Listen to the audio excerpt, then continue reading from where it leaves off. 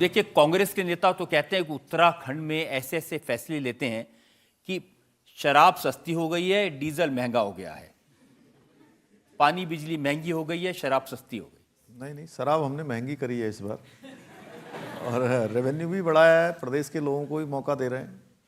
अभी नई excise policy लाए हैं 2 दिन पहले। तो लोग तो नाराज होंगे इससे। लोकल की जो यूनिटें हैं, लोकल के जो हमारे फल हैं, उद्यान के क्षेत्र में जो उत्पाद होते हैं, उन उत्पादों का वहाँ पर उपयोग हो, लोगों को रोजगार करने का अवसर मिले, वो सब हमने बढ़ाया है। और चूंकि जिस प्रकार से आज सारी चीज़ें आगे बढ़ रही हैं, तो उसमें अब एक कानून आपने बनाया था जिसमें नकल पर रोक लगाने के लिए बड़ी सजा का प्रावधान किया, इम्तिहान में चीटिंग रोकने का कानून अच्छा था, लेकिन सजा इतनी संगीन है कि लोगों को वो अच्छा नहीं लगा।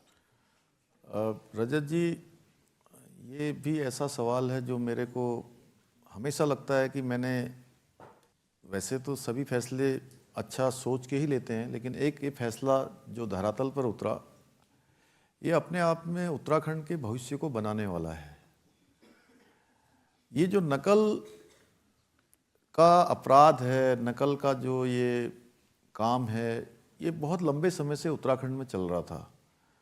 और हमारे जो भाई बहन थे जो प्रतियोगिताओं में भाग लेते थे, सरकारी नौकरियों की परीक्षाओं में भाग लेते थे, और उत्तराखंड में जो गरीब माता पिता हैं, वो अपने बेटे बेटियों को पढ़ाने के लिए, उनकी तैयारी करवाने के लिए बहुत सेक्रीफाइस करते हैं, बहुत परेशानियों से उनको गुजरना पड़ता है। कोई दूध बेचता है तब जाके अपने बच्चे की फीस जमा कर पाता है, कोई घर में घी बनाता है, घी, कोई सब्जी बेचकर, कोई छोटी दुकान चलाकर, कोई मजदूरी करके अपने बेटे बेटियों को पढ़ाने के लिए भेजते थे। लेकिन परीक्षाओं के रिजल्ट आते थे तो उनका नाम कहीं नहीं आता था। योग्य भी हैं, तैयारी भी कर रहे हैं, जो उनकी आहर्ता होनी चाहिए वो आहर्ता भी पूरी कर रहे हैं, लेकिन नाम इसलिए नहीं आता था कि कहीं परीक्षा में ये तो पढ़ के जा रहे हैं, लेकिन दूसरे लोग नकल करके आ जा रहे हैं, कहीं परीक्षा प्रश्न पत्र ही लीक हो जा रहा है, पेन ड्राइव से नकल हो जा रही है, पूरे के पूरे एग्ज़ाम जो है पहले से सेट हो जा रहे हैं। तो ये बहुत दुखदाई स्थिति थी, और बच्चों का, हमारे बेटे बेटियों का मनोबल लगातार गिर रहा था। उन माता पिता की हालत देखिए जिनका सब कुछ अपने बेटे बेटी पर लगाते हैं, उनके साथ चोरी लूट जैसी घटनाएं हो रही थी इसमें सीधे सीधे, और लंबे समय से चल रहा था। जैसे ये मामला मेरे सामने आया तो मैंने तय किया कि चाहे कुछ भी होगा, मुझे इसमें कितना भी विरोध का सामना क्यों ना करना पड़े, मैं अपने बेटे बेटियों का भविष्य खराब नहीं होने दूंगा, और नकल का मैं सख्त कानून लाऊंगा। और हम पूरे देश का सबसे सख्त नकल का कानून लाए, जिसमें हमने उम्र कैद तक की सजा का प्रावधान कर दिया। उसके बाद